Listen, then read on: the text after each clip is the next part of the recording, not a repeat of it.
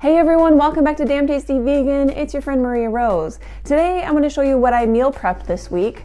Now I'll be honest, I suck at meal prepping. It overwhelms me. I don't like doing it. So this is the way that I do it. What I usually do is for dinner on like Monday night, I'll make a big batch of something and then I'll eat that as leftovers for lunch or dinner the next couple days.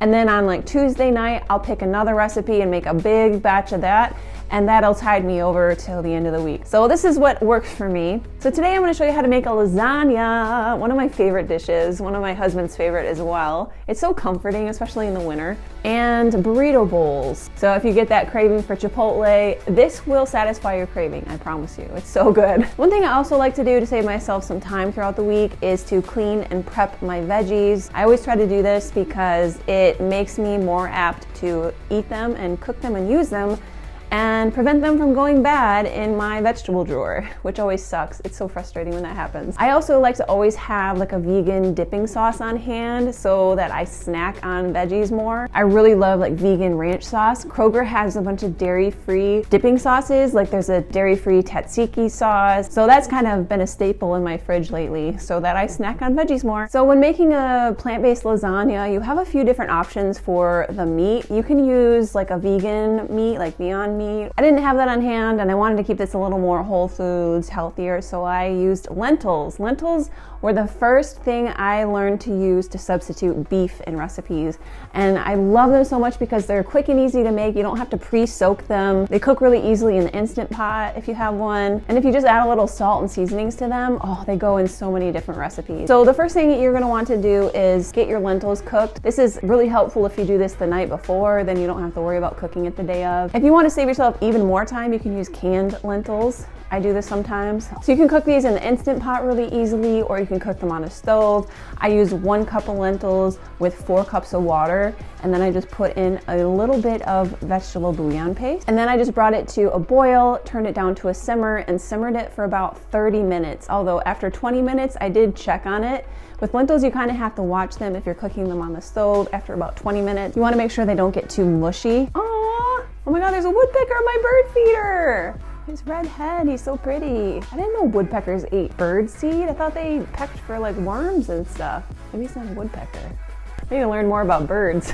FedEx man's here. Hello. I also really love to add mushrooms into my lasagna because they have that chewy umami flavor texture to them. Now they don't have a lot of protein in them, that's why I eat them with the lentils, but the combination of mushrooms and lentils is just this really nice, chewy, satisfying, delicious ground beef alternative. So I just sauteed up some mushrooms in my skillet first with a little bit of salt, and I added in the lentils and the marinara sauce, and now we've got our sauce base. While my mushrooms were sauteing, I started to boil my pasta water. And then once the water was ready, I just cooked the pasta. Once they were done, I strained them away and put them back in the pot with some cool water that prevents them from sticking together. You can also strain them and then just drizzle a little olive oil on them to prevent them from sticking. Now it's time to make our tofu cashew ricotta. Oh my gosh, this stuff is so delicious. First, you want to soak your cashews, about a cup of cashews, in boiled water for about 5-10 minutes, and just until they're soft. It makes it easier on the food processor to blend them up. And then you want to get some medium or firm tofu. I actually had extra firm, so the texture was a little bit more chewy. If you want like a softer ricotta, you can use medium, firm, or just firm tofu. Strain the water away, squeeze out any excess water you can. Put it into a food processor with the soaked and strained cashews, some nutritional yeast, some lemon zest, the juice of a whole lemon. This will give it that tangy ricotta flavor. Oh, it's so good. I put some garlic powder in there, and to make it even more rich and luxurious, I added a little bit of olive oil in there as well. All right, now it's just a matter of assembling the lasagna together. So first you want to put a layer of the sauce on the bottom to prevent it from sticking to the casserole dish. Then add a layer of your noodles, then a layer of that cashew tofu ricotta, then another layer of sauce. If you want to make your lasagna extra moist, then use 2 jars of marinara sauce. That's what I find makes like the perfect sauciness. I only had 1 jar on hand, so it was a little bit more dry than I usually like, but use 2 jars of it if you want it to be a little more moist. You can also, I've done before, put maybe a cup of dairy-free, unsweetened, plain yogurt. That'll make things nice and rich as well. So drizzle on some sauce and then add on some dairy-free cheese. I had some chow slices. So you can use dairy-free mozzarella cheese shreds. You can shred them up if you want. I just laid the slices on because it's just gonna melt anyway. Then you keep layering it up like that with the noodles. I had a little bit of the ricotta left, the sauce, and then you wanna top it with the sauce and some cheese. Cover it with some foil. Make sure you spray the bottom of the aluminum foil with a nonstick grease, or just try to puff it up so it doesn't touch the top of the lasagna so that the cheese sticks to it. And then you bake it at 350 degrees for about 45 minutes. Take the aluminum foil off and bake it for another 15 minutes to really caramelize and melt the cheese.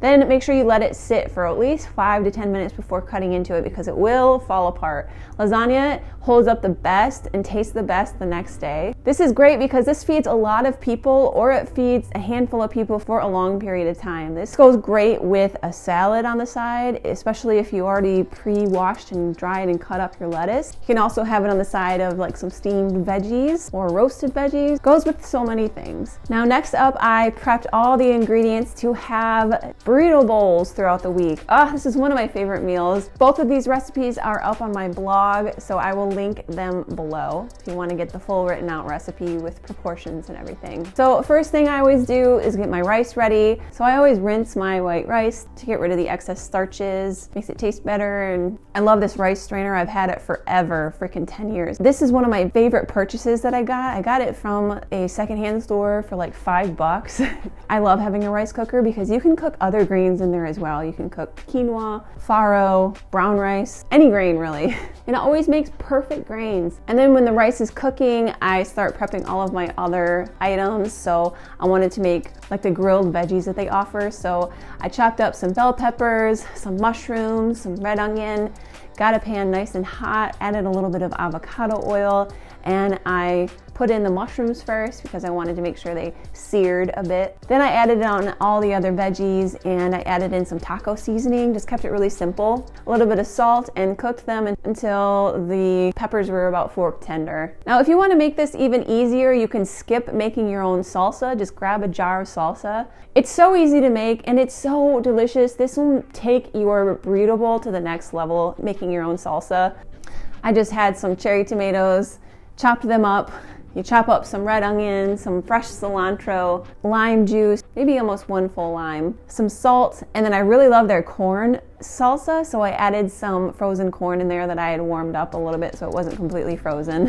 When you put this on top of your burrito bowl, it just is so good. It's so fresh tasting and it just is nice, this counterbalance to everything else in the bowl. So definitely highly recommend making this salsa. Next, it was time to make some homemade guacamole. Again, if you want to make this easier, just go out and buy some pre-made guacamole. The guacamole is so easy to make. I used 2 avocados, scooped them out, smashed them up with a fork. Then all I did was add a little bit of salt and some fresh lime juice. Now if you want to make sure that this stays and doesn't turn brown, the lime juice helps prevent it from turning brown, and so does putting the pit in the guacamole. For whatever reason, it stops it from turning brown. And then the last thing to do is to warm up our beans. I really love black beans, so I just threw them in a pot, warmed them up just like that. And then now that our rice is done, if you want to make it taste like it's from Chipotle, just put some salt in there, half of a lime juiced in there, and some fresh cilantro, and stir that up. Now I like to serve this just like I would a Chipotle bowl. I have some rice on the bottom, layer everything else on top, and then add some lettuce as well. And since we already prepped our lettuce, it's already ready to go. I also like to top it with a little bit of dairy-free sour cream. I get this from Kroger. It's a great price and it tastes delicious. So there you have it. That is how I meal prep for someone who gets overwhelmed with meal prepping. So I just cook 2 big meals 2 days out of the week and then eat the leftovers for the rest of the week. And then I chop up some fresh veggies and lettuce to have salads and snacks ready to go on the side. I hope this video helped you out, especially if meal prepping overwhelms you. Let me know in the comments below if you tried one of these recipes out. Leave me a comment below. Let me know what recipe you're gonna try out, or let me know what your favorite thing to meal prep is. All right, I will see you all in the next video. Thanks so much for hanging out with me. All right, have a great week. Bye.